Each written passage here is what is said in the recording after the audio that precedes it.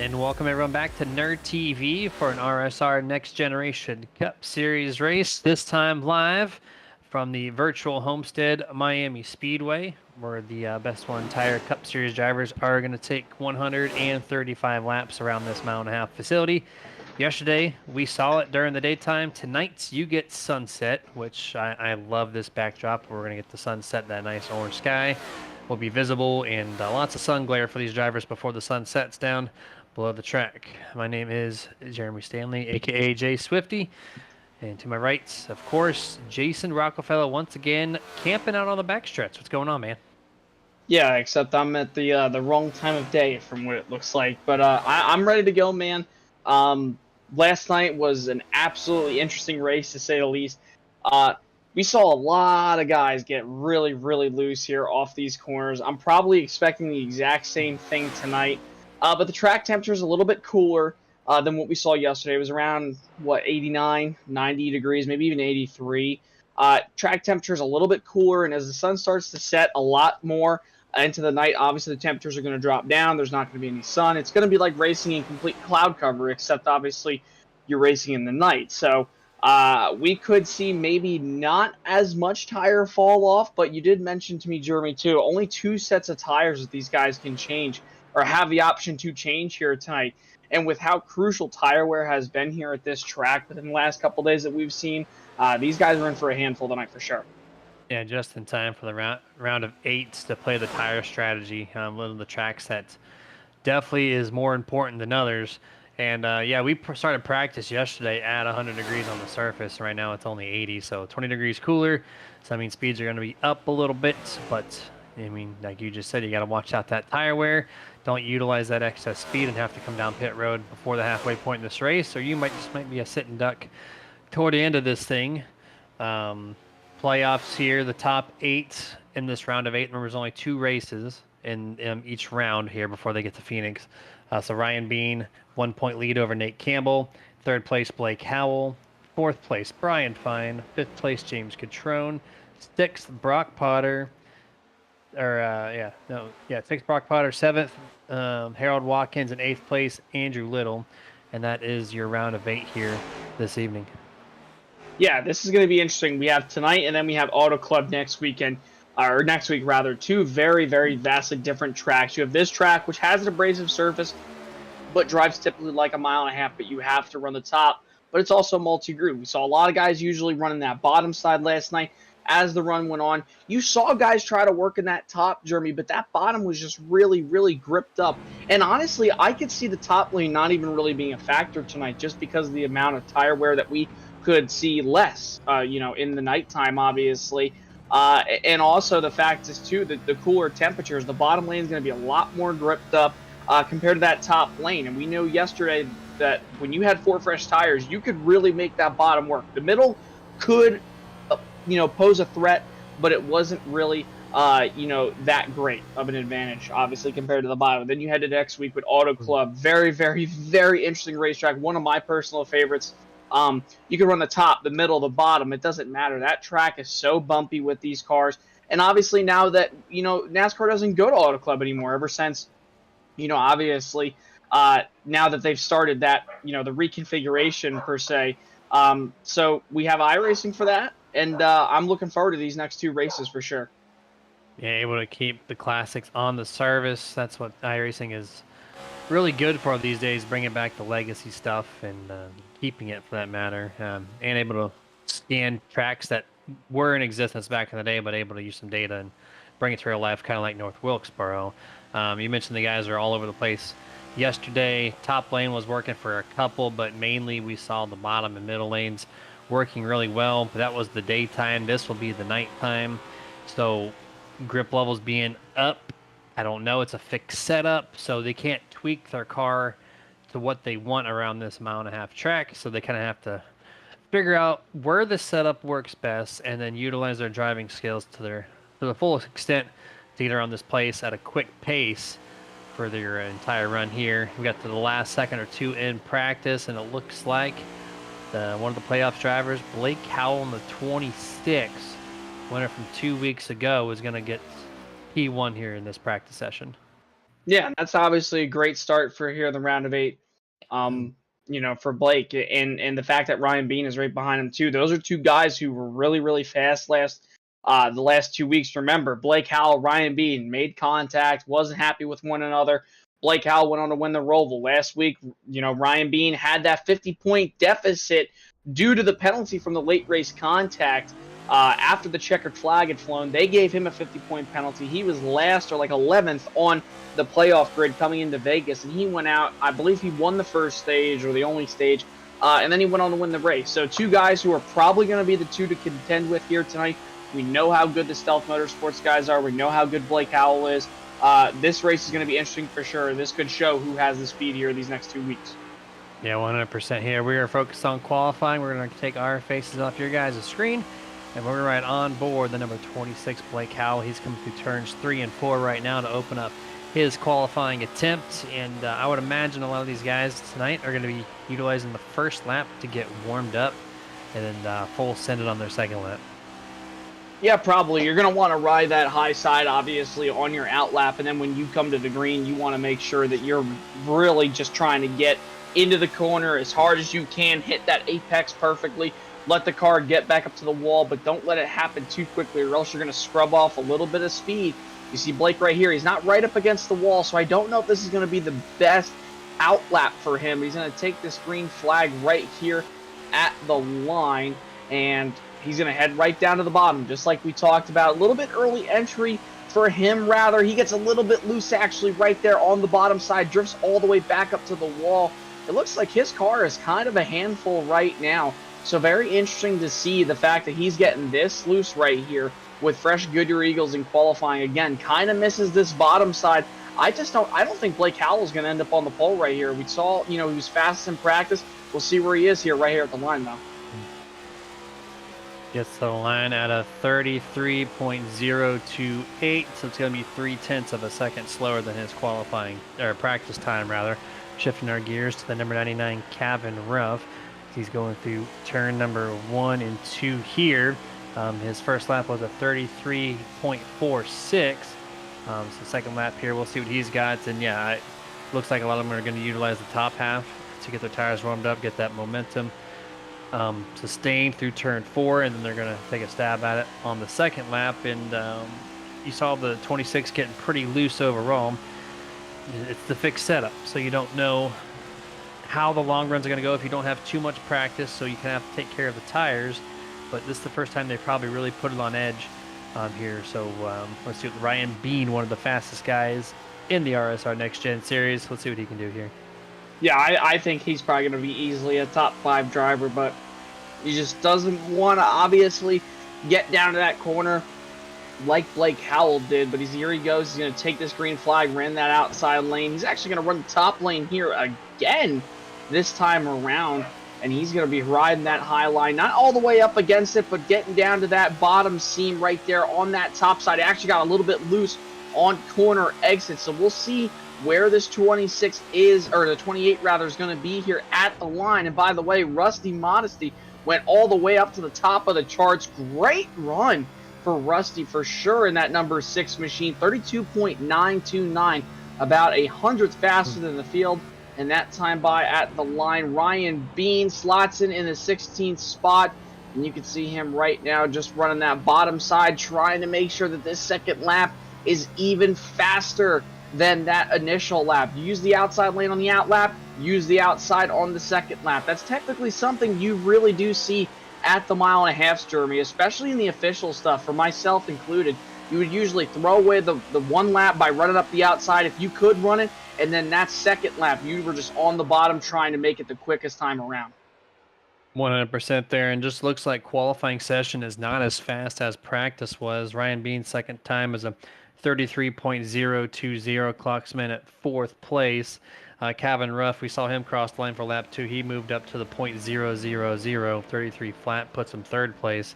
Now we're switching to the number 10 here of Adam Boughton, which his driver logo is confusing anybody looking at numbers right now. But he's on his second lap here. He's going to hug the bottom exit, which that's going to scrub off a little bit of speed, I would imagine, here at Homestead. Yeah, for sure, no doubt about it, obviously. And he doesn't want to slide up on corner exit for sure too much because he's going to scrub up more speed for sure. But he's going to exit that middle line. That's pretty good right there. But he's not going to be able to complete that lap right there. So it looks like Adam Boughton is going to be starting, I believe, around, trying to find him right now, That's around the 16th 16th place. position. Yep, 16th position. So unfortunate for him, he was not able to complete that second lap. Yeah, just missed the clock by like what 5 or 10 seconds at most. Kicked it over to race time, and so well, we're gonna give these guys another couple seconds to get gridded, and then our producer Dustin Loxton, appreciate you by the way for all the camera angles from here today and in past and coming up in the future. Gives a little nod there with the camera, sitting behind the pace truck in the tailgate section. Pretty cool seat there.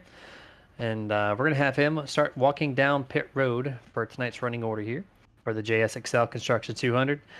Rusty Modesty, P1, nice lap there with the 32.929. Nathan Campbell, second place, basically tied. Third place, Kevin Ruff. Fourth, Ryan Bean. Fifth will be Nolan Potter. Sixth, Brock Potter. Seventh, Blake Howell. Eighth place, Richie Coy. Ninth, James Catrone. And the 10th place car, Brian Fine. Top 20, you got Bob Fitzpatrick Jr., Harold Watkins there in that row. Next row, Alexander Hodge, Matt Hayden in the number 5. Next row, 15th and 16th, Michael Sheffield, Adam Boughton there in the 16th spot. We just talked about him. 17th and 18th, Jerry Culver, Harold Rothery in 18th, and top 20 Jeremy Anthony Yuns and Stan Carnathan. 21st, Kevin Zabladil. 22nd, Andrew Little. 23rd, Zach Schrenthal. 24th, Robert Fitzpatrick Sr. 25th, Steve Potter. In the last place car here this evening, 26th place, the 24 of Michael Carter. And I see my three sons on the YouTube chat saying good luck, Jerry Culver.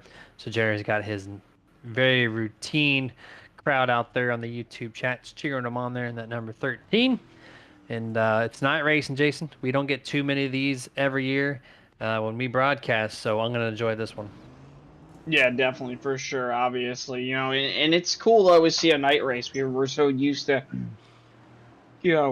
daytime races and whatnot, but it's always cool to have a night race here. And seriously, though, just to mention again, what a lap for Rusty Modesty. He has been getting better and better every week here, all the way from the beginning of the season to now. Rusty has done a very great job in that number 6 Sinclair Ford Mustang right there, and I expect him to have good runs. He's had good runs recently. I think if you give him the opportunity, he works enough on a car. I genuinely think he very well could get to victory lane here, more than likely. I mean, he doesn't have any wins this year, but he's got 2 top 5s, 10 top 10s. So a pretty consistent driver here this year. One of the most consistent ones out of that, top 20 in the points right now. I look for him to do great things tonight.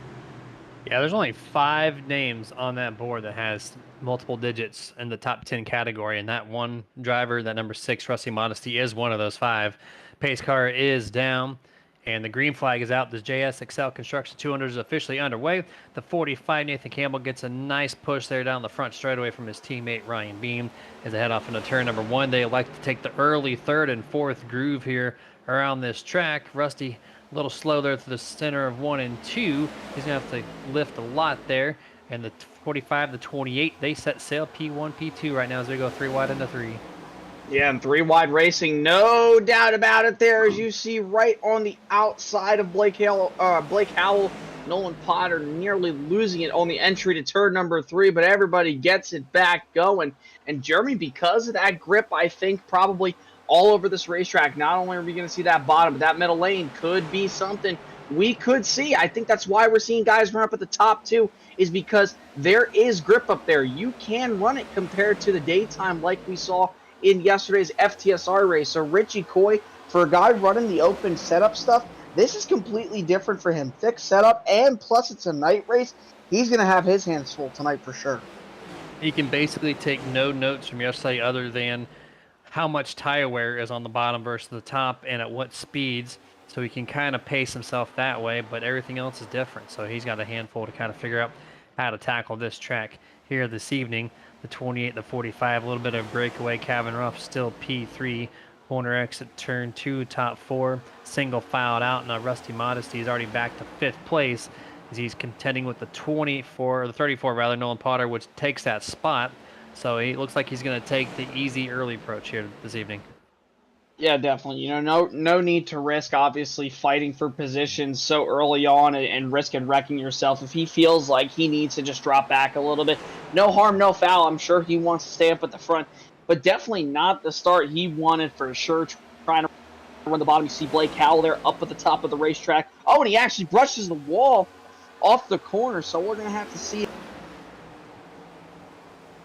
if possibly a little bit of damage on that number 26 car. That could be huge for him. Trying to run the upper half right now next to that wall and corner exit and just lightly brushes it. That's the price you pay when you try to maximize that aerodynamic efficiency when you get your car so close to these walls. It creates that pocket of air that we discussed yesterday, and it kind of pushes you back away, helps you rotate the corner. But if you drive it a little too hard on corner exit, there's not enough air to push you away, and you're going to scrape the wall. That's what we saw with the 26. Riding on board the 57 now, Brian Fine. He's going to pass the 6 here.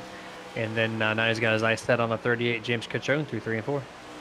Yeah, Brian was one of those guys last night. He actually joined our broadcast and caught a few things here for tonight's race, obviously. Like he's been doing in recent weeks. But I want to say, man, for Brian, I don't really think watching the race much yesterday really helped. It was an open setup again. And plus now that this is a day race compared to yesterday's FTSR Mach 1 Cup Series, that race, that was in the daytime. So 2 totally different racetracks, basically. Same, obviously, abrasive surface, but the heat is not a factor at all tonight. This track is actually fairly cool for it as a nighttime track here in South Florida. Again, 80 degrees there, the air temperature 77, so not really too bad. These guys are definitely going to have a lot of grip, and like I said, I think this track is probably going to cool down just a tad bit here before the end of the night. And there's your weather on the track there, presented by Roast Jim's Coffee. And yeah, jumping over quickly to the YouTube chats, I see Skeletor698 saying, "Let's go, Brian. Get to the championship 4." That's none other than the 57, Brian Fine. He's cheering on. And then Sheila Geary saying, "Good luck, Blake Howell in the 26." So 3 different people cheering on 3 different drivers here in the field this evening. And the top 13 have kind of separated, a little bit of a 2-pack situation, if you will, where 13th and 14th are separated by almost an entire second here as they go through 1 and 2. Yeah, and obviously going back on Brian Fine, and him having, people in the chats, cheering him on, saying go to the Final Four. I think Brian Fine is a very good pick to make it to the Final Four, obviously. He came into tonight +2 above the cutoff. Remember, these guys don't have 3 races like we do in the trucks or the Xfinity or the Cup Series or most of any leagues that run under the NASCAR Touring Series playoff system. These guys only get 2 races, and they're not all the same tracks, obviously. We go to Auto Club next week. Next week would be Martinsville in real life, but that obviously, they said, nah, the heck with that. We're going to put Auto Club on the schedule, but then they go to the Phoenix Raceway, which obviously is the real place for the top 3 Touring Series championships being decided. But I think Brian Fine has a great chance. And I think, Jeremy, if I had to pick an early Final Four just by the looks of it, because of how good they've been, why not go with the guys who are in the top 4 of the points coming into tonight? Ryan Bean, dominant all year. Nate Campbell, he's hung right in with his teammate Ryan. I think Blake Howell's got a good chance. He's been very consistent, but he needs to keep himself out of the wall like he did earlier. And Brian Fine's just always right there at the right place, right time. He's been very consistent this year as well. South Motorsports right now just duking it out here on the front. Last lap, Nathan Campbell led that lap, and he's going to secure that lap this time around. 3 different leaders, 2 different lead changes for the first 10 laps in this 135-mile race. Stage break will be at lap 35 of the conclusion of, no, did I say 35? 45. So we're going to have another 30 laps, and we'll see it go to caution at least one time guaranteed. And the 45 goes single file once more with his teammate Ryan being there through turns 3 and 4. They have just over a 1-second gap before you get back to the 3rd place car, Kevin Ruff. And a quick mention, Rusty Modesty all the way back to 12th place last lap by, and coming out to the line this time, I think he's going to hold that position. So Rusty falling back here in a hurry. Yeah, and he's only 0.2 of a second off of the leader's last lap time. So it's kind of interesting to see the guy who sat on the pole go all the way back to 12th in just 12 laps. So if you look at it, Jeremy, basically he could fall a position every lap, theoretically. And obviously, I know that's not the case, but for Rusty Modesty, it's been a tough early going for him. Finds himself right behind Bob and Richie right there in the 30 and the 19 machines. So if this 6 car wants to get back up to the front, he's going to have to do something probably, whether it be making an adjustment that he's allowed to make to the car with the fixed setup, because he's in trouble here early on. And speaking of Bob there, Logan Weiss there on the YouTube chat saying, let's go Big Bob number 3. So 4 different people cheering on 4 different drivers. I'd love to see it. I know we got about 15 or 16 viewers live at the moment, so feel free to chat along with us here as we're about to come to the completion of lap number 13. Are riding on board the number 3 Bob Fitzpatrick Jr. His roof camera looking forward at the back bumper of the 19 Richie Coy. This is on track for 10th and 11th place. Yeah, great battle going on right now. Again, the 6 wants to make sure he can get around that number 3. Just can't do it right now. You see Fitzpatrick gets a little bit loose off the corner. Rusty's actually going to run right into the back of him, slide out from the back bumper, now goes right to the inside. Bob's going to run this top side here, try to get the forward momentum drive off this corner from running that top side. Remember, 20 degrees of banking up there, 18 on the bottom. So this 6 car trying to utilize the faster lane, but that more degrees of banking up at the top of the racetracks would help Bob all 4. I wish I was able to run some races on the official stuff because I love Homestead. Second closest track to my home other than Daytona, and I just love the outside momentum that you can get at this track. It's a track like none other. I know Kansas is similar, but they don't run that close to the wall every single lap on the actual circuit or on the sim world, and there's just so many options at this track.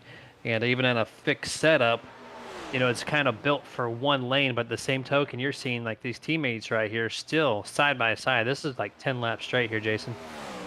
Yeah, very interesting. Obviously, the 20 and the 45 duking it out, back and forth, back and forth. Nate has kind of really just maintained his position. He started second, he's still there. Ryan had to come back from the 5th spot, and we talked about how his qualifying run didn't look like it was going to be the best. The same went for that number 26 of Blake Howell. Both of them are in the plus side when it comes to passing right now. Blake's only made 1 spot. Remember, he brushed the wall earlier on. And now Ryan, he's up 3 spots from where he started. I think that 28 very well could start to pull away here from this 45, because when you look at the best lap times, the 28 machine, 32.943 compared to Ryan or Nathan Campbell's 32.921. So they're pretty even when it comes to a fast lap time. It's just going to be about who's got that better long run speed. Yeah, right now, the way these guys are racing, we have no idea.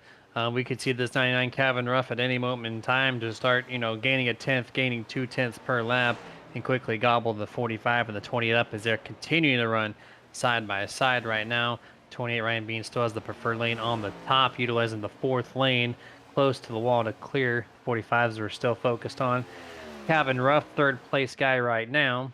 Switching back to the race leaders here. You see the 45 has fallen back in line once more. The 28, Ryan Bean, gets a little loose that time to the bottom of 4.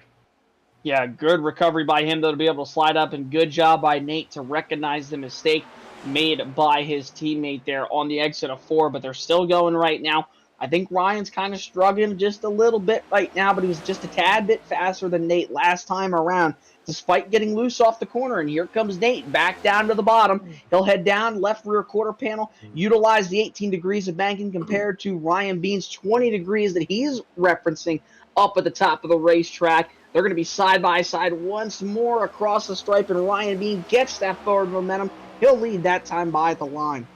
Passing on the exit of 4 is slightly easier than passing on the exit of turn 2. Turn 2 has a little bit sharper of the end of the corner, as to turn 4 is really relaxed. It sweeps a lot more, so the inside momentum is a little stronger on the exit of turn 4 as we're kind of cycling back here through the field a little bit. This is the 26 of Blake Howell, currently running in 6th place at this time.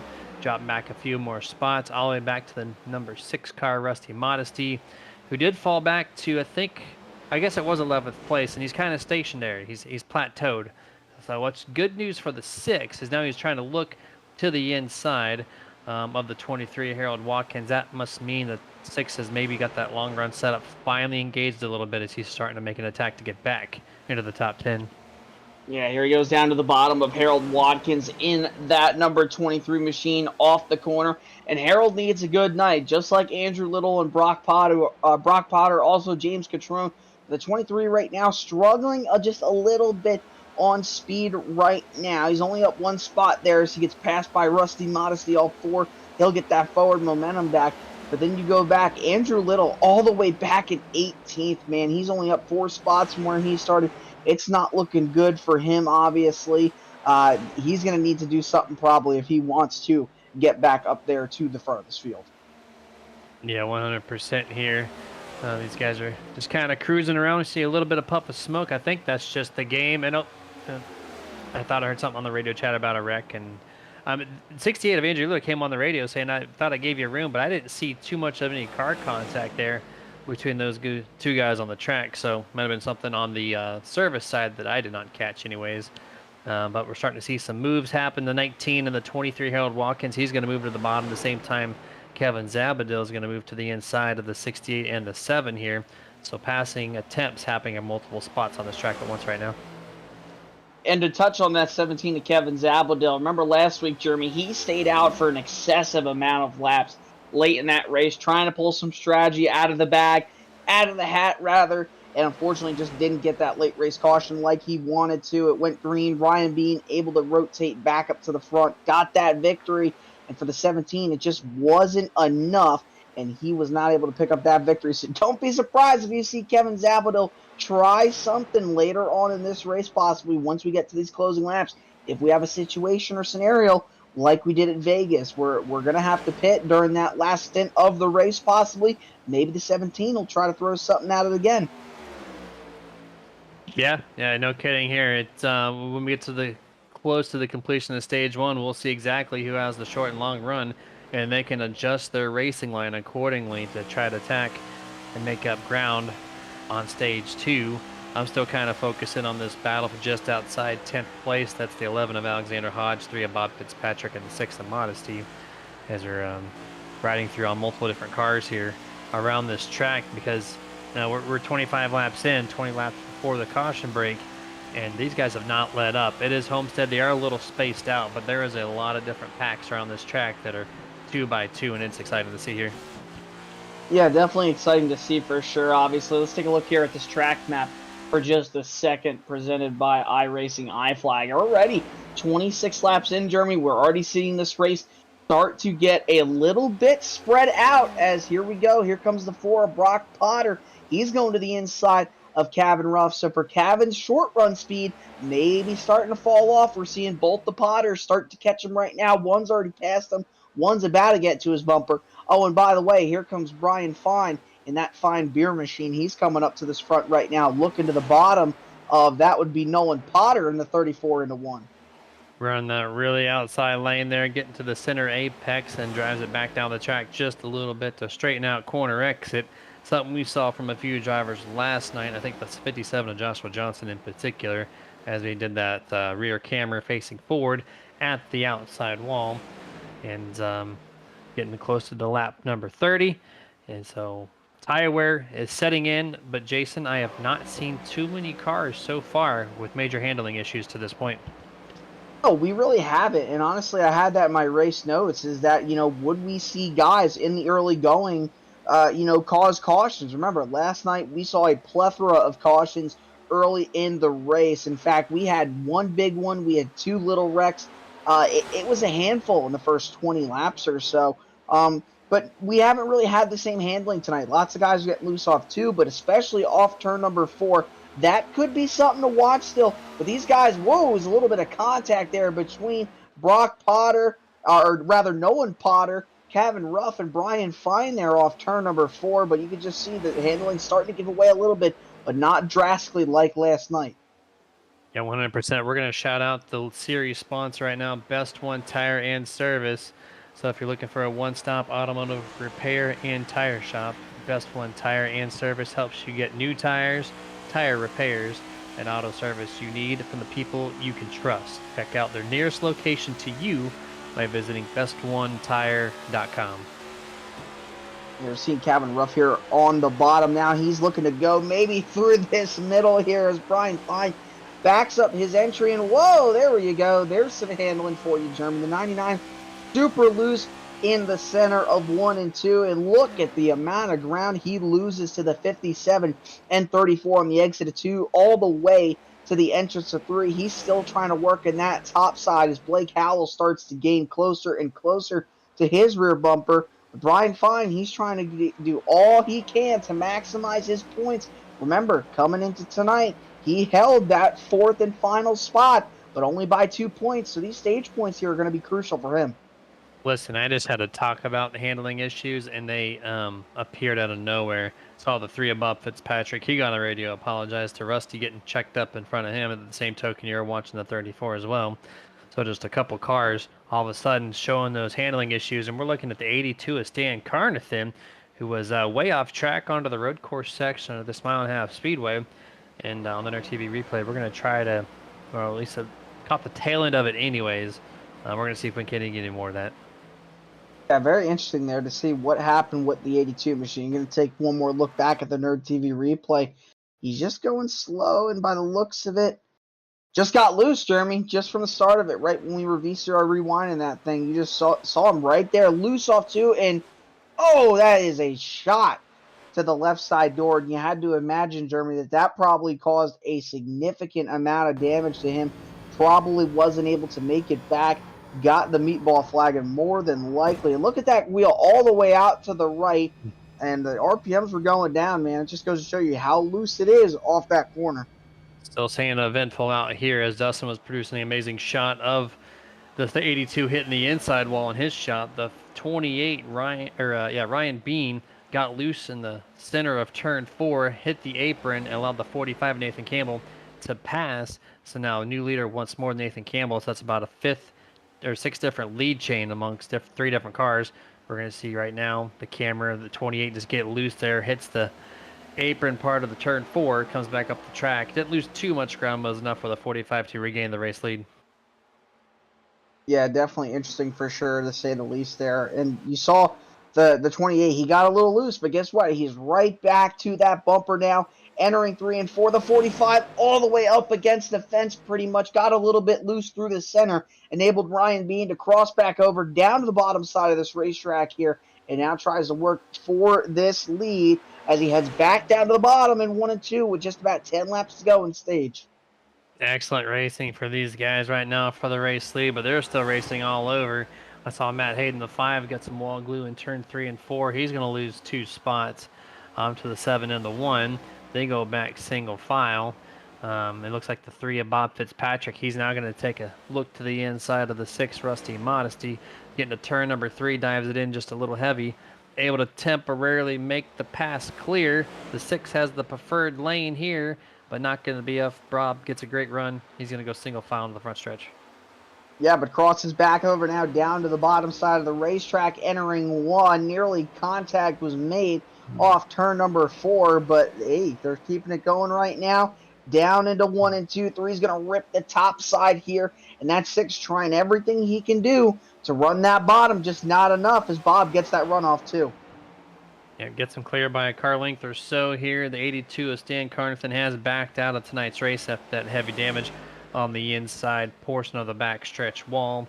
You see now the 11 of Alexander Hodge been running by himself all night long. Here's a 23 and the 19. These guys have been together all night long as well, trying to pass each other over and over. And right now, Richie Coy has Harold Watkins' number through 1, and it looks like he's going to clear him off turn 2.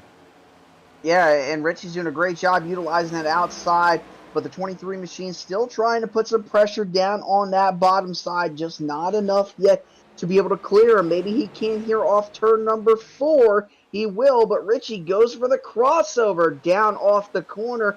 Nearly is able to get there. Some great stuff here as we're approaching the end of the stage shortly. Yeah, we have 8 laps to go before we do get the stage end here.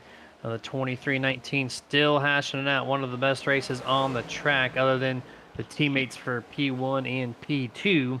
Everybody else, and to my knowledge, has single filed out at this point in time. So right now we're going to kind of focus back into the race leader here. The 45, Nathan Campbell, has a 1.5 car length advantage over his teammate on the exit of the corner. But Ryan Bean utilizing the draft down the front straightaway, gets to the back bumper, shoots up the track here, drops 2 car lengths on entry, but he's going to gain that all back on exit. At least that's his hopes. Gets a little wobble off the corner exit, not able to do what he wanted to do, but still brings it back to the bumper before 3. Yeah, great drive by both of these drivers. And really, Jeremy, I can't honestly tell you who's better. The 45 gets loose on one end of the racetrack. Next thing you know, the 28 gets loose on the next end of the racetrack. And with these two battling, look at Brock Potter and Brian Fine. They're slowly catching them. They have an opportunity here to possibly pick up more stage points. These are 4 guys who need stage points. Nate Campbell, Ryan Bean, we know they're good every week. But how about Brock Potter in that Ford machine? We don't really talk about him nearly as much as I think we should. But he is having a great drive. Came in on the outside, looking in 4 points down. I think that this 4 of Brock Potter might actually have a better car than this 28 and 45 possibly. Yeah, if he keeps this up, I mean, remember it's only 2 races per round, right? So if you do a great run here, then you have to do just an okay-ish to good run next week to get yourself into that championship round, depending everybody else kind of finishes mediocre as well. So right now the 4 is doing everything he can to maximize the stage points. He's not faster than his teammates, the 45 and 28. That's been known all season long for the most part. But if you can hold down 3rd place here and keep the 57 Brian Fine behind you for just another 4 laps, this is going to give you 8 bonus points for the championship, and this is going to set the 4 Brock Potter up well going into the final 2 races. Yeah, for sure. No doubt about it. And I think that this 4, like I said, Jeremy, I think he might actually be faster than the 28 and the 45 on the longer run. I mean, when you look at their last lap times, guess what? Brock Potter was faster than Nathan Campbell and Ryan Bean by 2 to almost 3/10 of a second. That is a huge advantage at a track like Homestead-Miami. He might not be able to get to Nathan Campbell, but he might be able to pick up 2nd place on Ryan Bean here. Yeah, he's actually the past couple laps has made a really strong charge here, surprising me. It looks like the very end of 45 laps is where the tire wear just kind of exceeds what your car can do, and that's why the 45-28 have dropped back to Brock Potter here on the back straightaway. 1.5 laps, or actually 2.5 laps left before we get to that caution flag for the first time this evening. The 28, Mr. Bean, is running up against the top of the wall like he has been for the past 10 laps. Opens the door up for Brock Potter, who's got a much faster car on the bottom. Pit road is closed. We have 2 laps to go.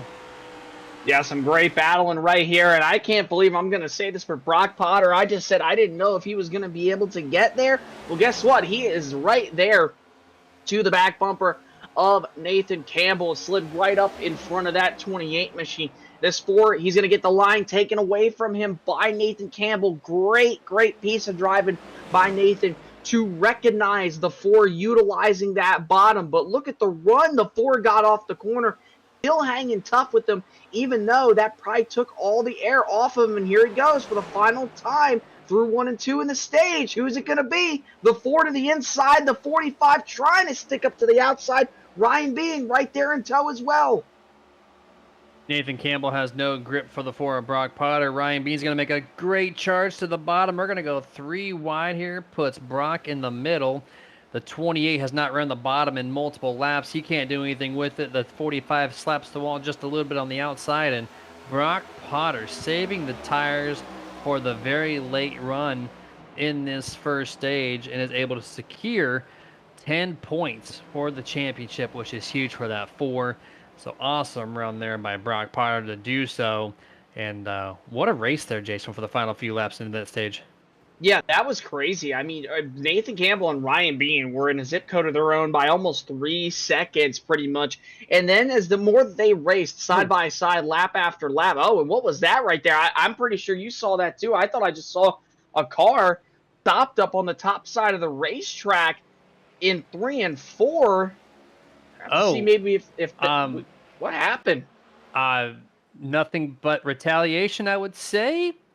I mean, oh, we're gonna have to see if we can take a look at that elsewhere. I saw nothing incident-wise on the track prior to that, but when you're going straight and slow, and then you make a hard right up into righting someone, the 48 and the 2, Robert Fitzpatrick and Zach Strenthenall, somehow producing some news that we did not catch, but Man, what a hit there from the 48. Let's take a look real quick here, if we can, rewind it back for us, Dustin, and see that in-car camera from that number 2. It's going to tell a lot more. I don't know. Did he throttle it up? But, I mean, that was so interesting. Jeremy, I genuinely can't tell if this 2... Uh-oh. If we back it up a little bit further, it actually looked like he got involved with the 17 of Strenthal, which sent the 2 around. We didn't catch that the first time on the replay. So that's why the 2 was slow on the back straightaway. And yeah, we don't have live telemetry after it's live, right? So we can't go back and look at the throttle input, but it's tough to tell. The steering wheel didn't really show too much motion. We're gonna see Kevin right there on the back mirror now off the turn 2. Looks like just kind of got him loose by driving so close to that rear bumper, sends Zach Strenthal around, but then he does the burnout, gets back on track, and then either it's just completely coincidental that he got on the gas and burped it right at the moment the 48 was crossing over. We're gonna go back and look at the steering wheel one more time. Yeah, he actually turned left. I mean, by the wheel, it didn't look intentional, but he gassed it up and spun the tires. Yeah. Yeah, because if you saw that first initial time, if you went and saw when he was coming back up on the racing surface, you saw him get loose, and he nearly took out Jerry Culver, saved it, and then got back on the gas again, and unfortunately just collects it. So I'm glad that, obviously, with Dustin's excellent producing skills, that we're able to catch this, because by the looks of it, Jeremy, we both could have never seen this, or just from one angle, we could have just said, hey, that was on purpose, but that was nothing. That was just a freak incident. And right there ends the number 2's night there. That second hit broke the left rear suspension. And Zach Strenthal has backed it out of the session tonight. So 2 DNFs here, 2 disconnects. And that's terrible. Yeah, that's just, if that's completely coincidental, like to see the 48 just get taken out by like that is, man, that's a head scratcher. They're talking about it on the radios and whatnot, but it looks like, in our perspective now, to be an incident here. But we're going to take it to a quick picture-in-picture, and we're going to be right back before the drop of the green flag for Stage 2.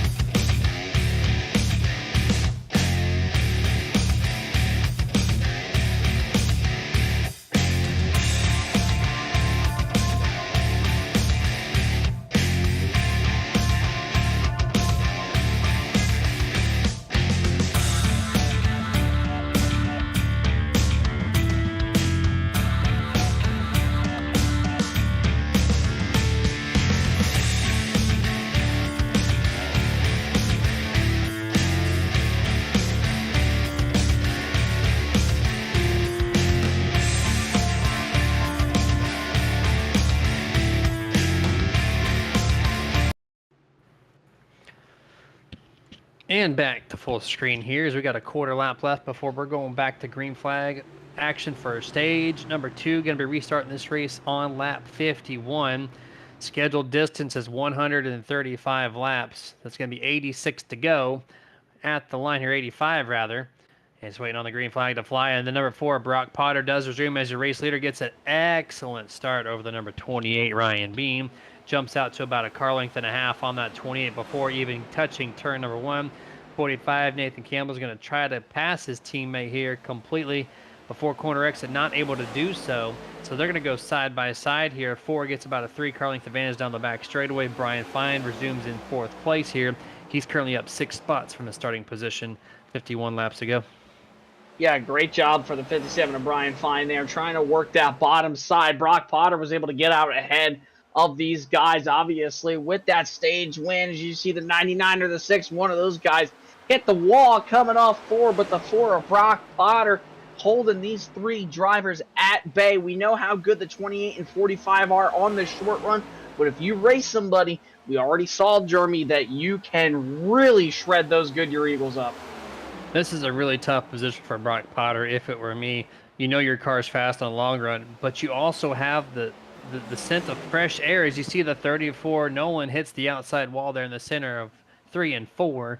But if it were me in the 4 car, it's so tempting to go, you know what, if I could just keep up with these guys and try to save tires, I can do it.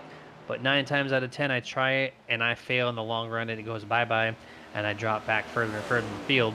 So if the 4 can try to replicate the best he can what he did that last run, you're not going to get many laps led, but it doesn't matter. When you get to the end, that's all that matters, and leading the last lap is the most important.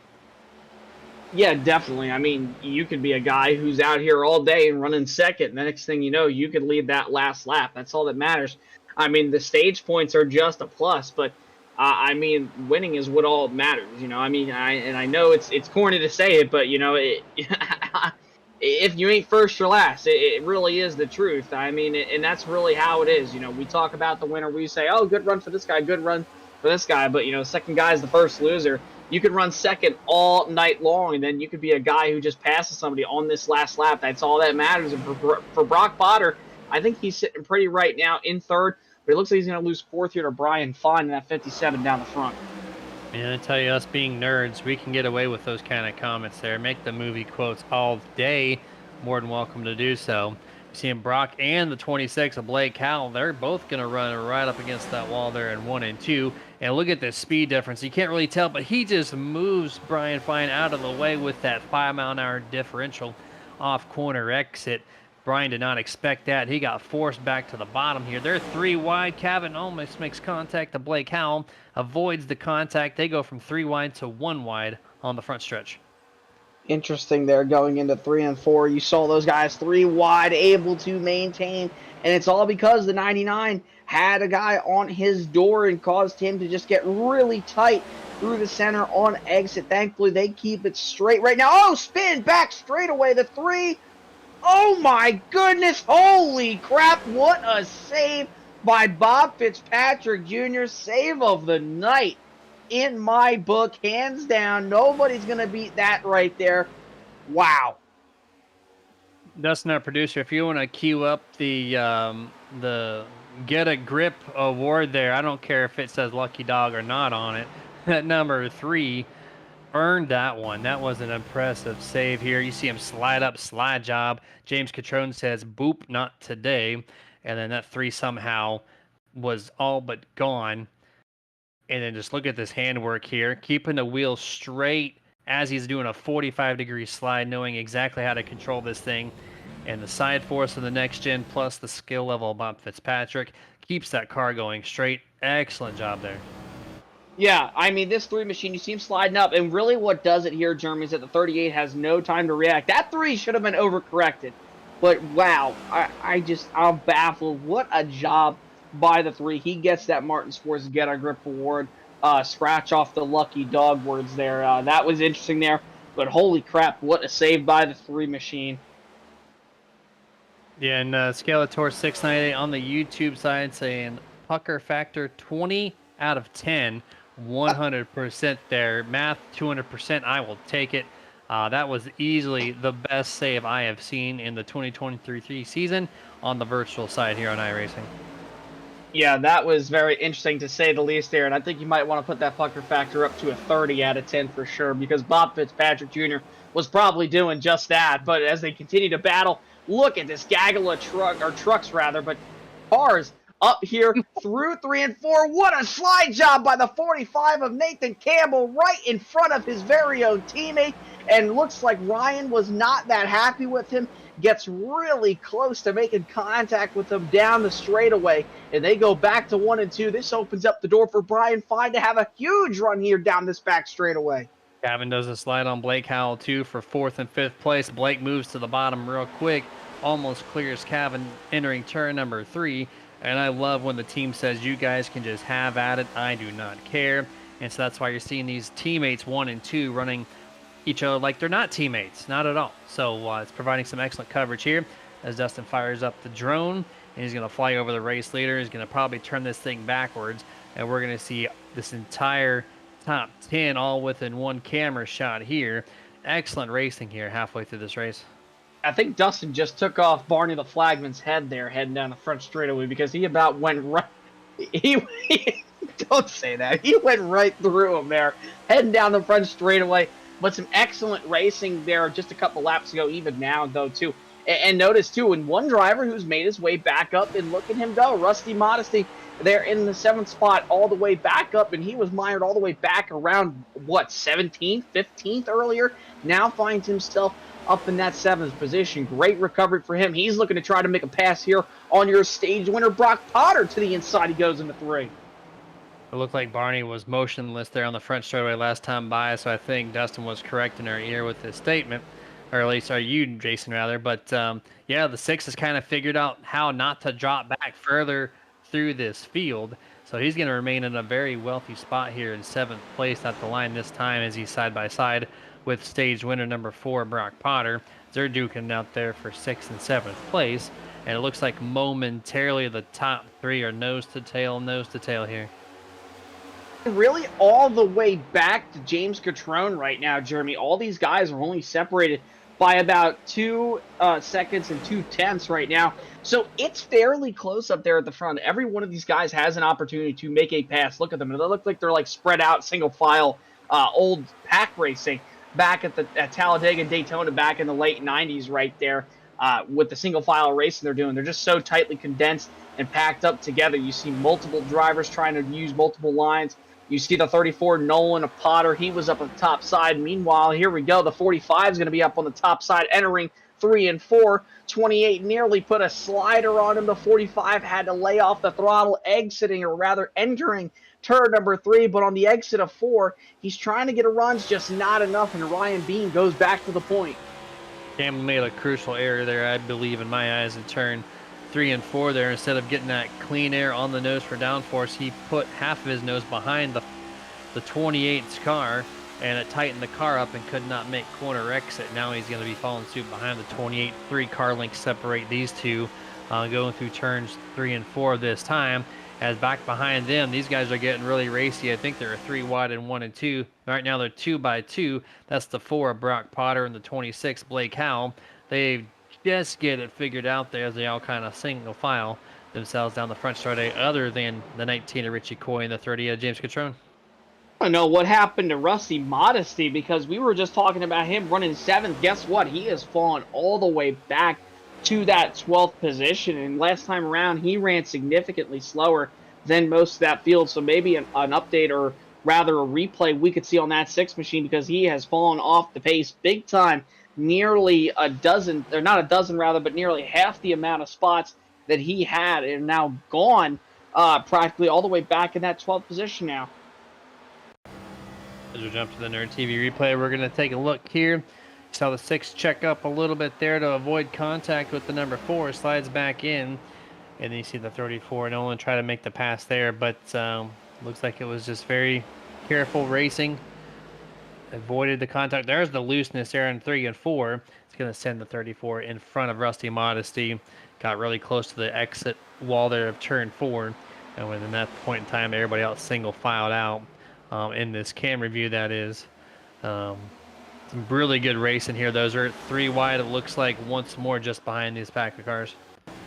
Continuing to be side by side. Oh, there it is right there. The 6 just shot right down to the bottom of the racetrack there. I knew Dustin was going to get us the replay here. He just gets...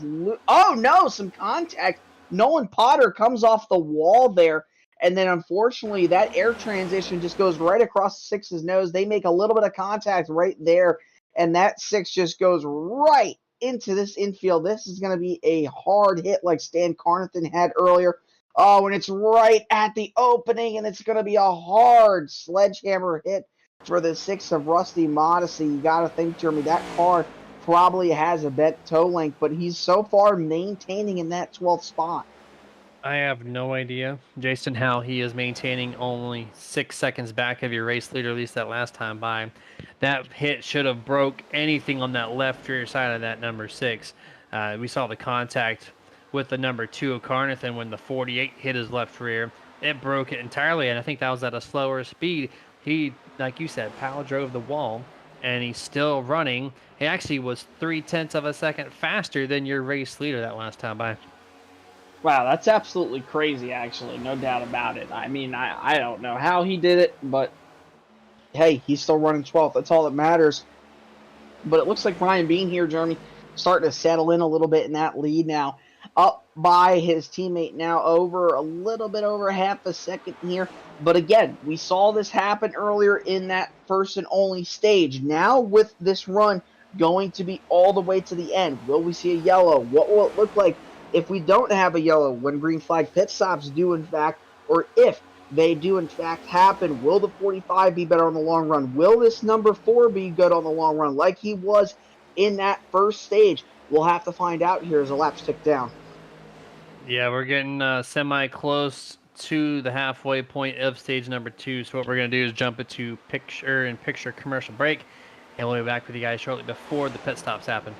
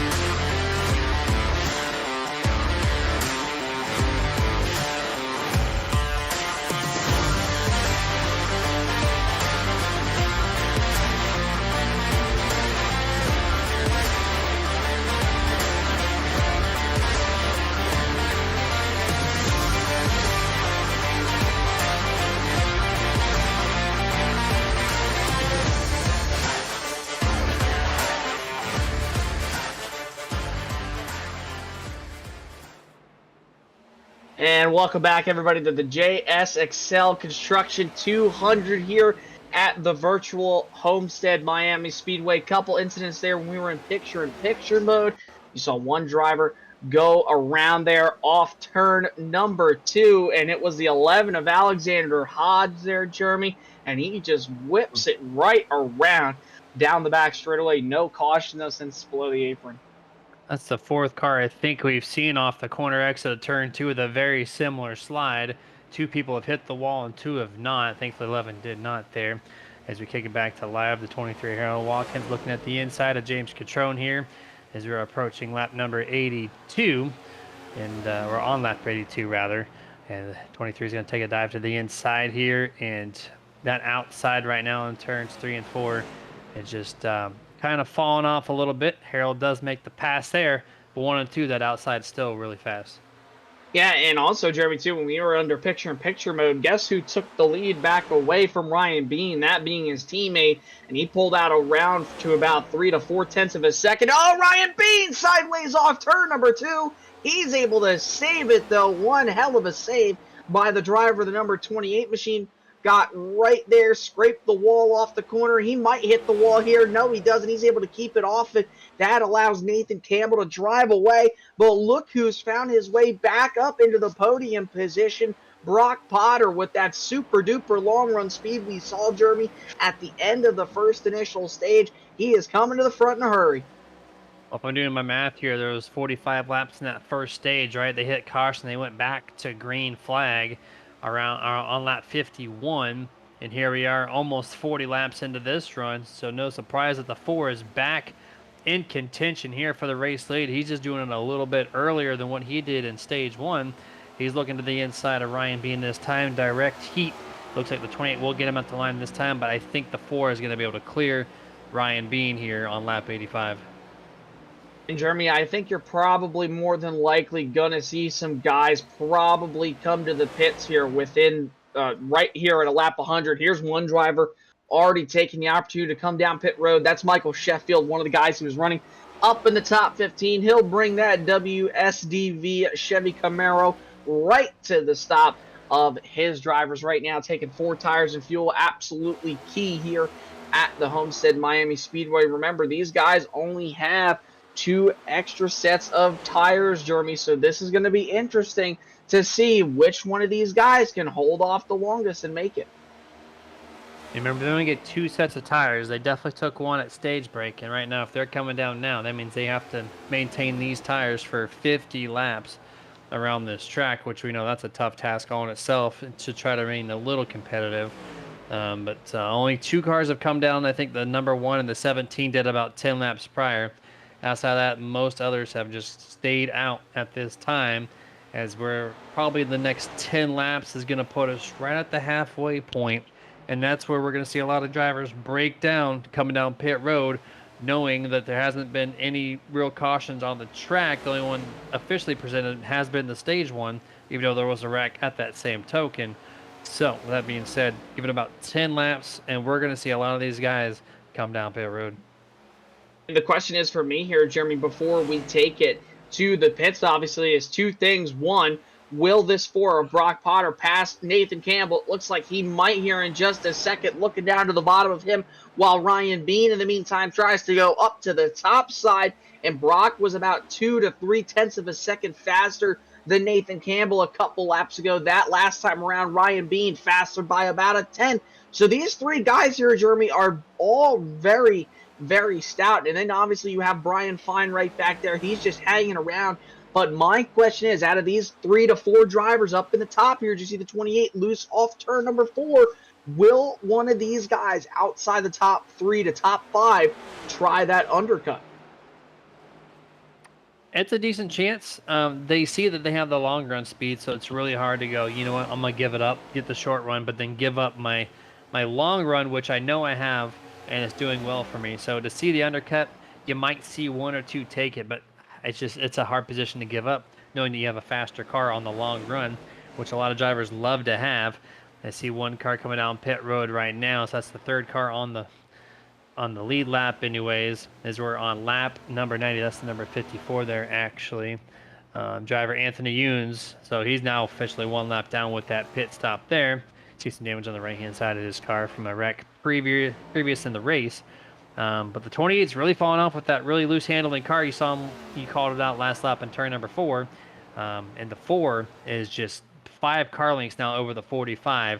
That long run speed is amazing right now for the 4, Brock Potter.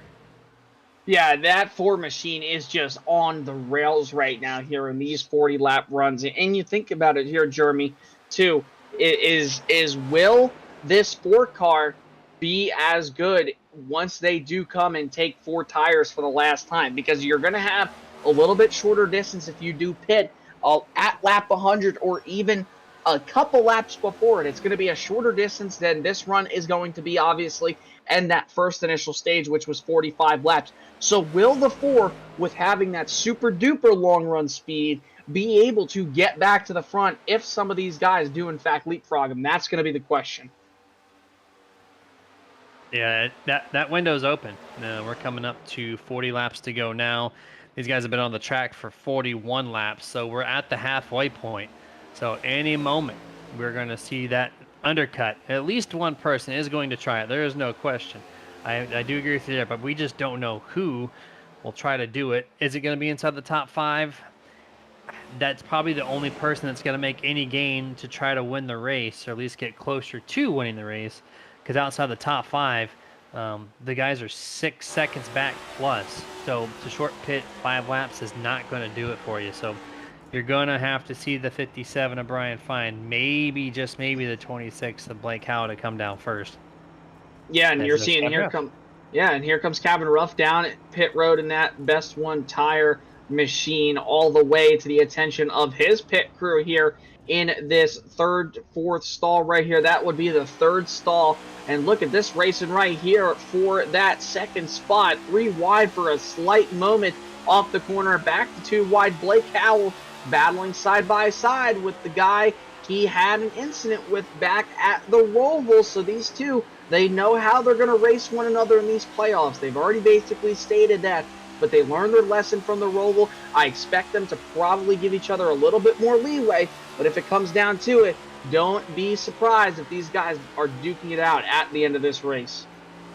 Kind of maybe have to flip my script here and think that 45 or 20 are going to shortcut themselves as Ryan Bean gets loose once more off turn number 4. I think that's the 3rd time I've seen him tonight getting really loose on the lower half of turn 4 as he continues to drive the bottom of that corner anyways, moves up to the top in 1 and 2 to follow his teammate Nathan Campbell.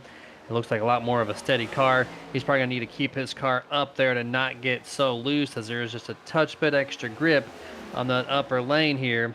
And you see the 45 move to the bottom. Maybe he's going to come down pit road. He's been running the top more so, and here he comes. The 45 is on the brakes. He does get down pit road. As you see the 5 of Matt Hayden, he gets loose, and he almost had it, Jason, and he slides, and what a job to keep it at least from the wall. Thankfully, there's no traffic coming, though. And that's the only reason why I think there wasn't a yellow, from the official iRacing service, was to throw that yellow, because there was no one around him when he went around. So that is one of those rare instances where you won't see a caution for somebody spinning out on the surface. But here we go. The 45 tries to pull the undercut here. He was falling back. I think, Jeremy, I think he almost brushed that wall, and he decided to come in, and here comes the 28, comes in a lap later than his teammate. Yep, here's on pit road. Matt Hayden, of course, on pit road, getting their final sets of virtual Goodyear tires. Pit road still remaining pretty calm overall. I'm hearing the 94 coming on the radio. He's going to be pitting, but that's going to be Steve Potter, second to last car on the lead lap. And it looks like no takers with him, so he's going to be a lonesome driver down pit road this time. Actually, the 57, Brian Fine, 19 of Richie Coy. Those two will follow suit, actually. 3 cars on pit road. Richie Coy with a great entrance there coming onto pit road. He actually made up a little bit of time on Brian Fine, had a much hotter entry than that 57 machine. So don't be surprised if those guys find each other side by side, or at least tail to tail, when they exit the pits here. Now the question is going to be, when will this 4, 26, 23, Oh, here they come this time. Here comes the 4 and the 26 entering pit road this time by, and they're going to enter nose to tail. This could be the battle for the win, possibly, with how good the 4 and the 26 were on the late part of that run. These guys could be your race winners. That pit entry, so exciting that it took your voice away for just a moment. And those guys are going to go stall to stall. And the 26, Blake Howell, overshoots the crew, focusing on the back bumper of the 4. Had to put it in reverse. That's going to cost him 2 seconds on pit road. So that's going to drop him at least a spot, if not 2, on the racetrack as they cycle through. 3 wide almost right there. The 28 cutting and cutting some more here, trying to get on the 23 Harold Watkins. Gets to turn 1, you're going to drive to the inside. Clears Harold Watkins there. Fresh tires versus old tires. You can see exactly the speed difference now on the track. Yeah, definitely. And obviously, the fastest lap time was ran by Cabin Ruff, 32.905 last time around. You could just see the difference in times, about 2 seconds of fall off. See the 23, he's calling pit road this time as well. He's going to come down all by himself here. No other takers behind. 57 and the 54 are going to be side by side on the front straightaway here. A little bit different of a tire strategy between these two. I think it's about a 5 or 6 lap difference. The 38 is going to hold up the 54 there on the outside as he lets the 99 57 by there in turns 1 and 2. Harold Watkins, or sorry, Blake Howell in the 26 now looks to pass Anthony Younes. He gets him clear into turn 3.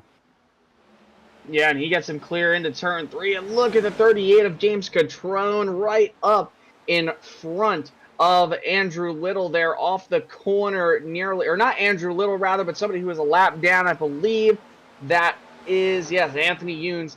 And he kept it going, though. And this 38 of James Catrone, Andrew Little, Bob Fitzpatrick Jr., they all are going to be trying to wait for a caution. Remember, Andrew Little, one of those guys in the playoffs who needs a good run. He was not very fast at the beginning of this race or the middle part. Now that we're in the last third of this race, this 68 has to throw something at him because he knows if he doesn't try a different strategy, there is going to be no hope at all for him heading into next week.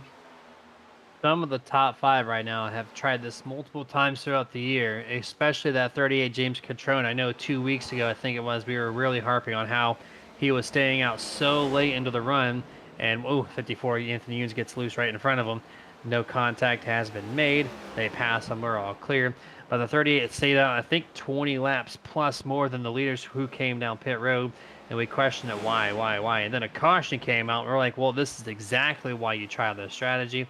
And the 38 Catrone is trying it once more here tonight at Homestead. Yeah, definitely. And obviously, he's hoping for that late race yellow. But, we might not have that. Remember last week, Kevin Zabaldil tried the exact same strategy. It just didn't work out for him in that last third of the race. And he had to sacrifice his top spot to the rest of the field because he just couldn't catch that caution when he needed to. Now it's going to be the 38's turn. Will he get that caution when he needs it, obviously? 14 cars now make it 15 cars on the lead lap. So if he were to get a yellow, he would look pretty good right now, even with having to pit and taking those last set of Goodyear Eagles. That could make this 38, the 68, and the 3 look very, very good for the end of this race. 13, Jerry Culver calling his pit entrance at this time. So the 23 Harold barely beat Catrone to the line, so that puts 15 cars on the lead lap.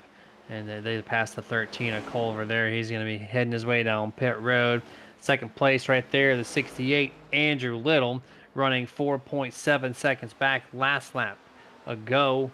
Coming to the line this time, that differential between him and the race lead, 0.3 shorter at a 4.485 with 30 laps to go. Yeah, and this is kind of like a waiting game for us, Jeremy, right now. Not really much going on around the racetrack right now. Let's take a look here at the iRacing iFlag track map just to see how spread out this field is, and pretty spread out like it was earlier on when we last brought up the iRacing iFlag track map.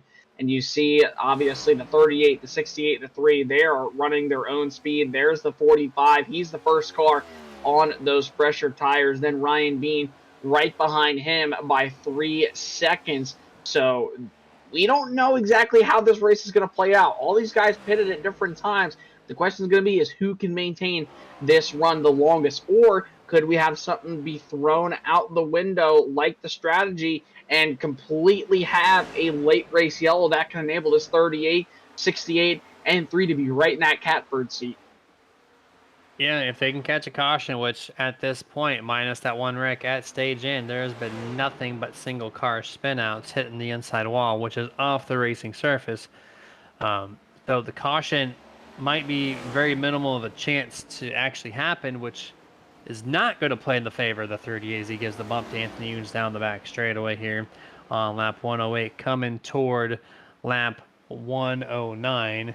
And we're going to give a shout out to one of our partners here at the Nerditudes. It's going to be Martin Sports, small time company with a big time product, home of the best sim gloves in the sim world. They're really durable, they're really breathable, and they're just an awesome glove. Sweat-free hands when you're done racing a multi-hour long session.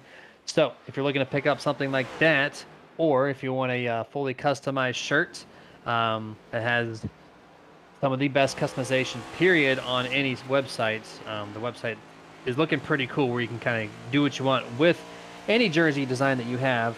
Head yourself over rather to martinsports.gg and check out what they have to offer you and your team today. And of course, that green code above the gloves on the image on the bottom, Super Nerd, it's going to save you a whopping 25% off anything you do purchase from martinsports.gg.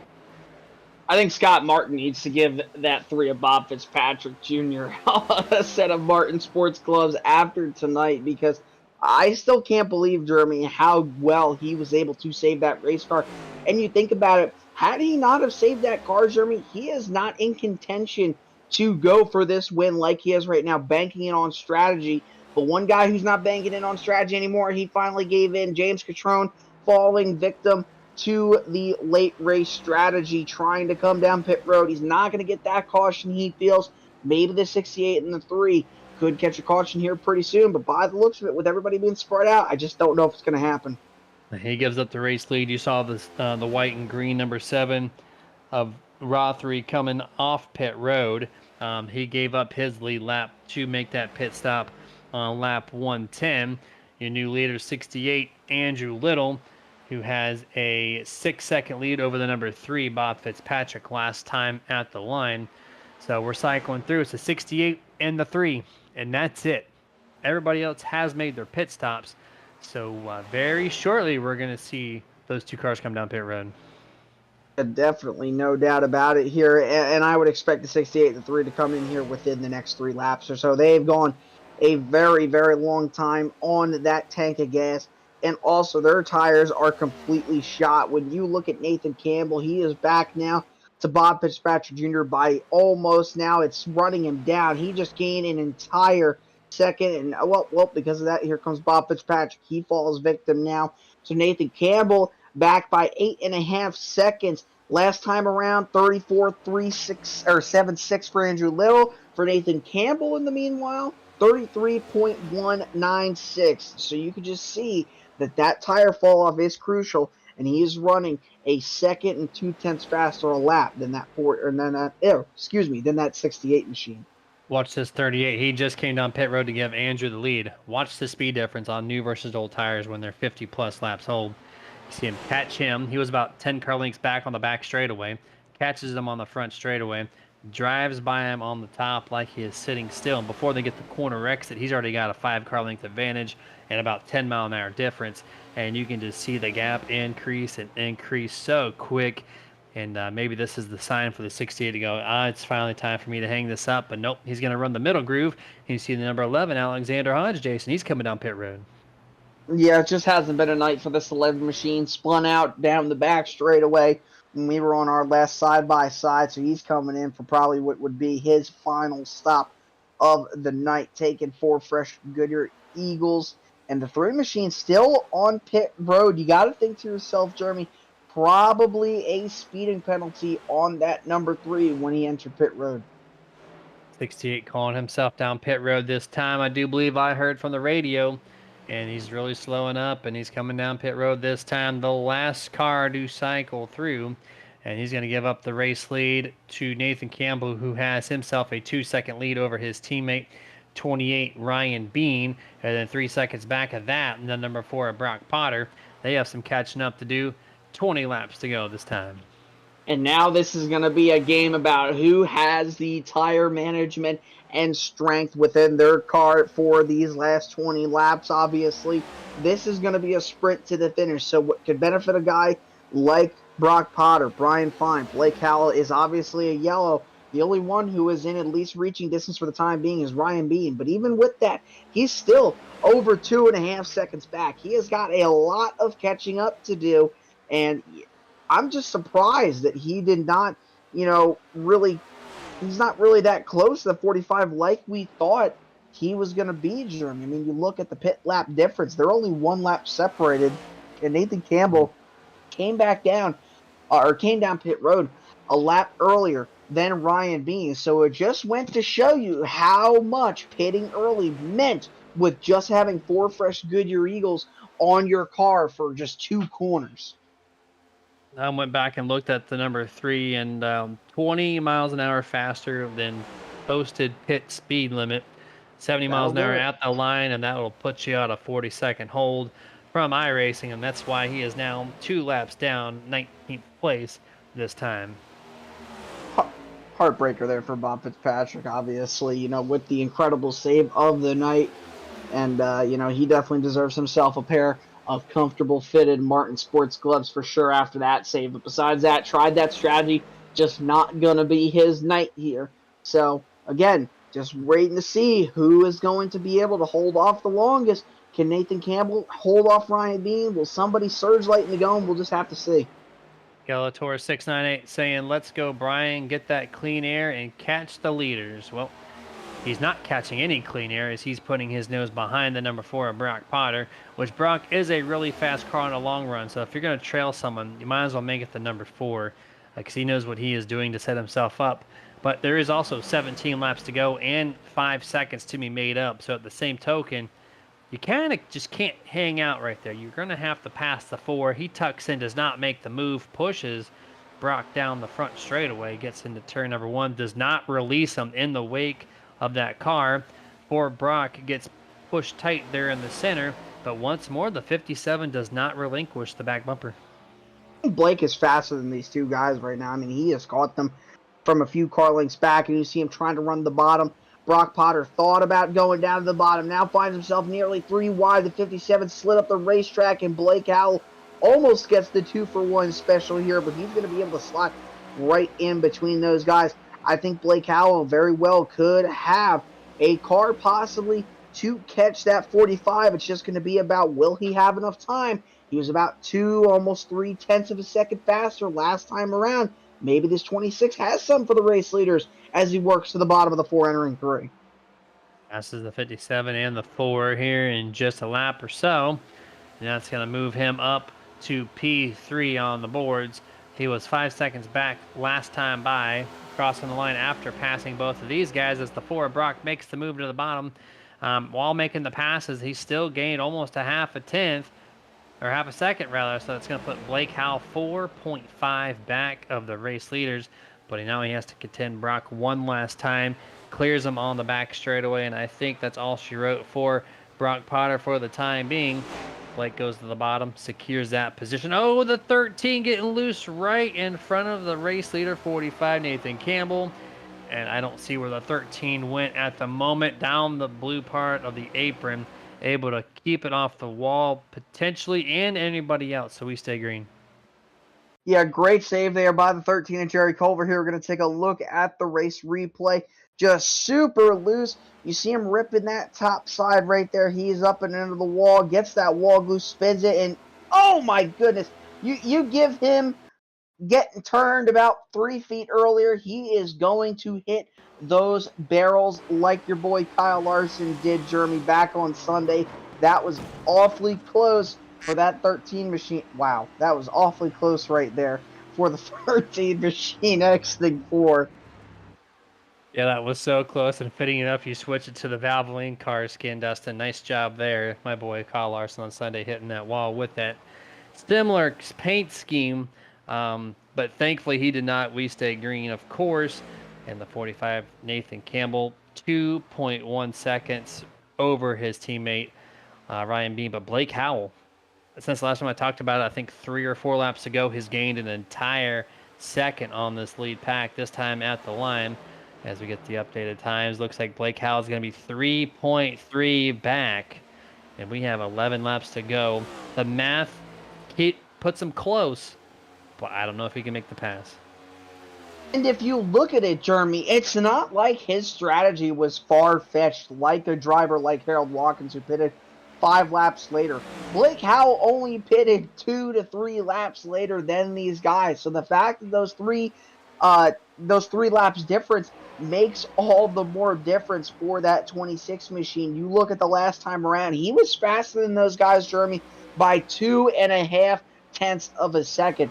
This 26 car, man, I'm telling you, if he has the time, he just might be able to run down that 45, but he's going to have to make quick work of the lap traffic. And also Ryan Bean, who's right in front of him, he's going to be on his bumper here, possibly exiting 4.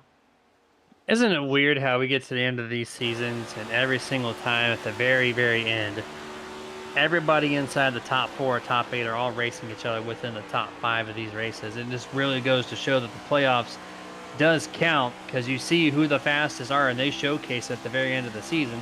Looking at the 28 as Blake Howell is trying to make the pass. This is for P2 right now. 2.8 separated the 26 and the leader. He's going to run the 26 Howell a little closer to keep him from the 45 or do what he can. But he's going to do the slide up the track. We're probably going to see the 28 move down. Nope. Actually, he's going to tuck in nicely. Not going to contest this corner this time. Yeah, this 26 machine is absolutely on rails. And I think, Jeremy, like I said, with him running 2/10 of a second faster than some of these guys, I genuinely think he might just have the opportunity to catch this 45. I'm surprised that this Ford machine hasn't really put on the jets like he did in that first and second stint of this race. He just hasn't had the speed like he did in the first part of the race and then the second part of the race. It's just interesting to see how much the Ford has fallen off. And this 26, it's like he just took the speed of Brock Potter and put it into his race car, and he's trying to close that gap on Nathan Campbell. I'm going to work Dustin's magic here and go to the last reported incident by the number 3, Bob Fitzpatrick. If we can cue this up, you guys are in for a ride. You thought missing those barrels by a skosh from the 13 was something. If we can catch this number 3, Bob Fitzpatrick go through the front stretch off of turn 4, and it's a whole nother ride. And as he looks for that clip, we're going to see a little 3 wide here from the 57 to 4. They quickly pass the 54 as he's really slow there on the front straightaway. But here we go, Nerd TV replay. Upside down, turtled on the front straightaway. He gets loose trying to pass the 99 of Kevin Ruff, who gets some wall glue, catches the transition, sends him around, and heavy impact to the front stretch wall. That right front is destroyed, and oh my goodness, that looks like that one clip, Jeremy. I don't know if you've seen it, but there was a street stock race at a local short track, and somebody hit the giant monster truck tire, and that car just launched in the air. That's what that ride reminded me of for that 3. So he might not only need a pair of Martin sports gloves after this is said and done, but if he didn't have the butt kicker, he might want to use it after that one to have that feedback underneath his rear end, because that was a shot to those water barrels, or sand barrels rather, on the entrance of the pit road. And to the kind of the comical thing about that, Jason, is he keyed up on the radio, not, man, that was a hit, but he just keyed up and said, upside down, no caution. That's all he said. And of course, that's going to end the night of the number 3, who's had a very eventful night here in the JS Excel Construction 200. 4 laps to go as we turn our attention back to the lead here. I see Robert Geary saying catching is one thing, passing is another. Go, Blake, go. That's on the Facebook side there. And then Skeletor 698 saying get the Pucker Factor Award and Kyle Larson Award, as he did a much better job than Kyle Larson did destroying the sand barrels. But I wish on this service we could see the sand fly from that barrel. Yeah, and I tell you what, what would be absolutely comical if we had that 3 back upside down on our screens and we put up the Martin Sports Getting Grip Award right there. That would be all the much more comical for that 3 machine. Not the night he's wanted to, even with that amazing save he had. But we're going back up to the race lead now, approaching 2 laps to go here, and I think Dustin's going to do that. No, there it is. Thanks, man. This you didn't guy. have to, but thank you. I don't know what part of the track we're gripping and what part of the car we're gripping with, but something that has not been tested in R&D, I would guarantee you there. We're gripping the roof. Got the roof grip hack going on right now from the 3. Not what he wanted to use, but here we are anyways. 2.1 seconds separates the 45 and the 26. We are coming up to the white flag here this time around. 1 to go. White flag is out. Presented by absolutely nobody here. And the 45 has a nice smooth sailing for another mile. And he's going to claim the checker flag here this evening. Yeah, what a drive by Stealth Motorsports tonight. But not only Ryan Bean and obviously Brock Potter, but this 45 of Nathan Campbell. Didn't know if he was going to have that long race pace, Jeremy, but he has. Blake Howells, he's had that speed too, but he's just going to be too little too late as he enters 3 and 4 for the final time. And here we are to close out this event. 135 laps to start, 135 down. Race winner, 45, Nathan Campbell. Welcome to the Final Four at Phoenix. You are locked in there into the championship race. Great run by this 45 again there in that machine. He's going to be a threat for this title, obviously. And here we go. One of those drivers in that top 4 that we talked about that probably was going to be the set Final Four, even though we still had 2 races to go. Well, now with 1 down, 1 left to go, the 45, one of those guys in the top 4, is advancing to that championship 4. That leaves 3 spots left up on the table. Good job by Nathan Campbell. Top 4 also all belong to Stealth Motorsports, so they sweep almost the entire top 5. Spoiler for the 57 to finish in 5th place here this evening from Hauling Ass Racing. And here we go. 45 Nathan Campbell is going to go ahead and do his congratulatory burnouts here on the front straightaway, claiming his 3rd win in the 2023 B season. And we're going to go over the unofficial finishing results here this evening for that JNS XL Construction 200. Nathan Campbell, P1. Blake Howell, 2nd place. Brock Potter ends up in 3rd. Ryan Bean, 4th. Brian Fine, 5th. Harold Watkins in 6th. Kevin Ruff, 7th. Richie Coy, 8th. James Catrone, 9th. And Nolan Potter rounds out 10th place. Top 20, Michael Sheffield in that 11th spot, pitted late in the going. He comes home with a nice top 12. Andrew Little, same for him. He finishes 12th, but he's going to need to perform next week at Auto Club. Probably more than likely, Jeremy, going to be a must-win situation for him. Matt Hayden and Alexander Hodge, Zabadil, Steve Potter, Anthony Yuns, and Harold Rother 18th all the way back. Then you have 19th, Robert Fitzpatrick Sr., with a great recovery, despite, obviously, the incident earlier on. And then Jerry Culver rounds out your top 20. 21st, Bob Fitzpatrick. 22nd, Rusty Modesty. 23rd, Adam Boughton. 24th, Zach Strenthal. 25th, Michael Carter. And Stan Carnathan, with that early hit to the inside wall, rather, is going to finish last place. And 26th, and we're going to kick it to full screen, commercial break. And we're going to try to talk to tonight's top 3. We'll be right back.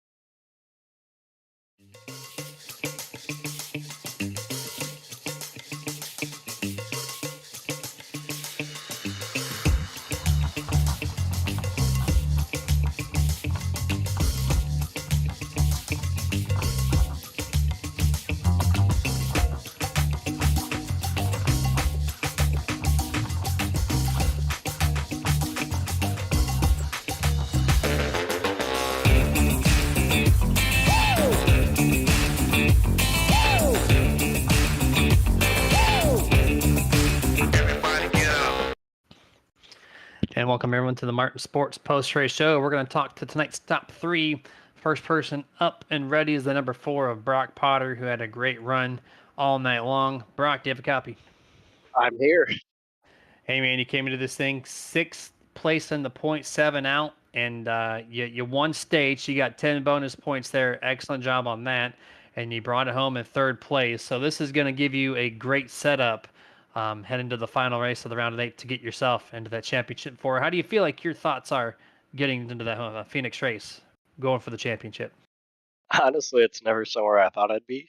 So I'm just taking it race by race and kind of going from there. I mean, obviously, I'd love to be in the final 4. Never been there before and been in the league since day 1. So it'd be pretty cool. Hey man, for a day 1 guy, you definitely deserve it for sure, obviously. And Jeremy basically stole my question, so thank you, Jeremy. But with that being said, man, you had really, really good race pace for towards the end of those stints, from the first stint to the second stint, and then all of a sudden you kind of fell off there right at that 3rd stint. Was anything a little bit different with whether it be the car, the track, or whatnot, to not have that ending stint race pace you did in those first 2 stints? Yeah, I think it was Brian being right on me. I think I was looking at my mirror too much and trying to race him rather than just running my own pace. So props to Brian. It seems like the last 5 or 6 races we've ended up right next to each other every single race. So props to him. But yeah, I definitely think that's what kind of threw my rhythm off, kind of affected me on the long run. Yeah, 100% there, and congrats once more. That Tailgate Brewery Toyota Camry was doing amazing out there all night long for 135 laps. But the floor is yours. Final thoughts before we let you go this evening. Obviously, got to thank my stealth teammates. They help me every week. Got to thank my wife Claire, my 11-month-old Millie, for letting me do this each week. It's kind of my one night away from everybody. So got to thank them, and thank you guys for doing what you do. It's always a great broadcast. Thank the league too. Like I said, day 1, and just keeps growing and getting better. Yeah, absolutely, man. And yeah, congrats to your teammate. It says you got 1, 2, 3, 4 here tonight as well. So that's an excellent stat to provide the team for Stealth Motorsports. But go ahead and celebrate, man, and we'll catch you next Tuesday. Thank you guys. Appreciate it. Yes, sir. That was the number 4 of Brock Potter. Now it's time to focus on 2nd place finisher, the number 26, Mr. Blake Howell, the Blake H Design Chevrolet Camaro. Mr. Blake, do you have a copy? I got you, man. Hey, man, congratulations on that awesome 2nd place finish. I wasn't sure in stage 1 how you're going to perform in stage 2, but you kind of almost fell with the 4 there to match his early run speed. And how did you save the tires enough to creep back into 2nd place? Well, I found a line that I didn't see many other people running, and it was very fast, and it saved the tire, and I just made use of that best I could. Feel like if I had about 10, 15 more laps, I could have been there, but we'll take a second. And Blake, congratulations on finishing 2nd, man. You mentioned that fine line that you were running right there towards the end of that race, and you say you wish you had another 10 to 15 laps, which I agree. I said it was too little too late. I think you easily would have gotten there too, Nate, had you had more time. Do you think you just went on that line just a little too late into that run? You wish you would have done it earlier? Uh, no, I feel good with what I was doing, but it's just a matter of time. Ran out of it. Well, not next week, but the week after that, we'll see what we could do at Auto Club. Yeah, you only came out 2 points behind Ryan Bean here, finishing in P2. It's going to set yourself up great to get yourself into the round of 4, or the final race, rather. So good luck next week for sure. But final thoughts before we let you go. Yeah, I want to thank Red Duck Comics, Raise Energy, 213 Simware, all the guys over at Slide Jobs Racing. Tony, I know you weren't here tonight. Thank you for giving me the opportunity to be on this team. And yeah, that's all I got. All right, man. Well, congrats once more, and we will catch you next Tuesday from Auto Club. All right, thank you. Yes, sir. And that was Mr. Blake Howell from the Blake H Designs Chevrolet. And now it's time to load up our victory lane scene and bring in the race winner for the 3rd time this back half of the year, Nate Campbell. Congratulations on 1st place. Hey, thank you guys.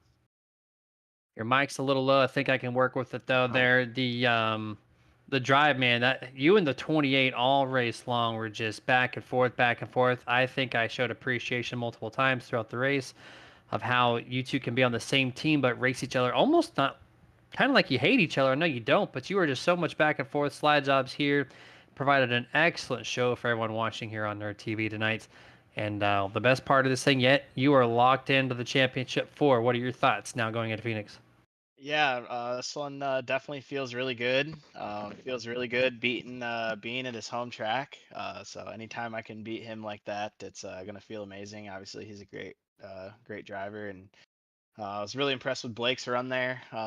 Him saving tires. We thought he was gonna burn it up earlier, but he hung on and put together a great run. So, but no, just was able to hit my marks all night and hang on to it, and kind of fell in love with that low line throughout the whole race, and just tried to stay there. And thank God I made a great call on pit strategy and came out in front of everybody I needed to, and just kind of was able to pace myself the rest of the way out. So just really happy with the way that one went. And Nate, congratulations, obviously, on your win here tonight, locking yourself in to that championship 4 round, my friend. And like Jeremy said, how are your odds? And I mean, you necessarily didn't answer, but I mean, how do you feel like your odds are to go and win that championship when we head to Phoenix here in a few weeks? I'm starting to feel a lot better, to be honest with you guys. Definitely have came a long way these last couple years, and I've got the experience in the Final Four now. We've had multiple Final Four races. I know what I need to do, and just getting a win like this one right here definitely shows. It proves to myself that I can go out there and get a win at Phoenix. So I'd say they're pretty damn good. Pretty damn good too with a new paint scheme, and you went in with it. I think and this Yeah. is your first race with it, so 1 for 1. I expect to see this thing here in Phoenix. But congrats once more, man. Final thoughts before we let you go. Yeah, just thanks everybody tuning in, all my friends and family. I really appreciate it. And thank you guys for the broadcast like usual. And yeah, appreciate everything you guys do. All right, man. Well, appreciate you putting on an awesome performance with you and your teammate here this evening. And go and celebrate. We'll catch you next Tuesday. All right, thanks guys. See you next week. Yes, sir. And that was Nathan Campbell driving the 45 Rhino 2.0 Axles Toyota Camry. And Jason. Last night was a pretty good race. We had some cautions, and it was a great race. Tonight, no cautions essentially, except for the stage break, and we still had an excellent race. So it's just Homestead is Homestead. It is a one-of-a-kind track. Yeah, it definitely is. And I mean, we saw a lot yesterday in the race that, we thought was going to translate. I would assume, Jeremy, from my end, I don't know about you, but I thought we were going to see a lot of the same. A lot of guys get loose off 4, which we saw, don't get me wrong, but we saw not one caution, but that ending stage caution. So that was very interesting that we didn't see that plethora of cautions like we saw last night in the beginning of the Mach 1 Cup race. So a little bit different here, obviously temperatures, and not only the fact that the sun wasn't up in the sky and said it was the moon. That definitely played a big factor. I think when we head to Auto Club here, not obviously next week due to Halloween, but the week after, I think that's going to be one hell of a show. I absolutely love Auto Club, one of my favorite racetracks on the sim. I personally am a lover of the Gen 6 car there rather than the next gen car, but I'm sure that those guys are going to put on one hell of a show in a couple weeks there. Yeah, for sure. And it's going to be one of the final times we see the next gen on Auto Club because as the short track gets converted over and iRacing scans it, that's going to be the dominantly used track. So one of the final showings we're going to see on a big spotlight here on iRacing next week. And we're like you said, we're not going to be here to broadcast. It is Halloween, so we're going to be out trick or treating with our kids next Tuesday. So if you tried planning on watching us specifically, you can't do it. Head over to their league page on the iRacing UI and click on the watch tab on the league to be able to watch the action from Auto Club if you are available to do so. Also, appreciation to Mr. Dustin Loxton behind the camera, working the video game cameras here with all the 200-mile-an-hour drones he has and everything else he has to provide for us on the Nerd TV side. Appreciate you once more. But it's our time to close this thing out. Sponsors to the right-hand side. RSR Next Gen Cup Series presented by, of course, the ERL. That's Evolution Racing League. Stay up to date with everything they have to provide the league with Facebook.com/RSR League. Best One Tire and Service. Looking for a one-stop automotive repair and tire shop? Visit bestonetire.com for a location nearest you. Admin Box is built by iRacers for iRacers to be utilized in league and hosted races by admins and race control. Visit them at adminbox.com, and that is with 2 X's. Blake Howell Designs, find them on Instagram if you're looking for a one-of-a-kind way to showcase your sponsors on the iRacing platform. Martin Sports, top quality apparel to make you look stylish and feel comfortable. See their whole apparel lineup at martinsports.gg. iRacing iFlag, get your notifications just a fraction of the second faster without ever leaving your focus in front of you and everything on the racing action. So visit iRacingIFlag.com for the full product line. Butt Kicker, the ultimate feel from a race car with the haptic response system from the Butt Kicker. So if you're looking to complete your rig with all the bumps and feels, head yourself to thebuttkicker.com. Team Watson Racing setups, quality, professionally built for all your asphalt oval needs. Find them at teamwatsonracing.com. Dusty Pete's Gifts and Collectibles. It's a hobby shop with a whole lot more. If collecting is the game, Dusty Pete's is the name. And you can visit dustypete's.com for a full product catalog. And lastly, Roasted Gems Coffee. Premium coffee beans roasted just for you. Start your day the right way with coffee from roastedgems.com. And that's it for us tonight, guys. We're going to catch you this coming Monday as the FTSR Mach 1 Performance is going to be on the final race of the round of 8 to see who's going to lock in to the Championship 4 and the next week prior at Phoenix as well. So that's going to be 9 p.m. Eastern, 8 p.m. Central. Get tuned in. But until then, stay safe and get your nerd on.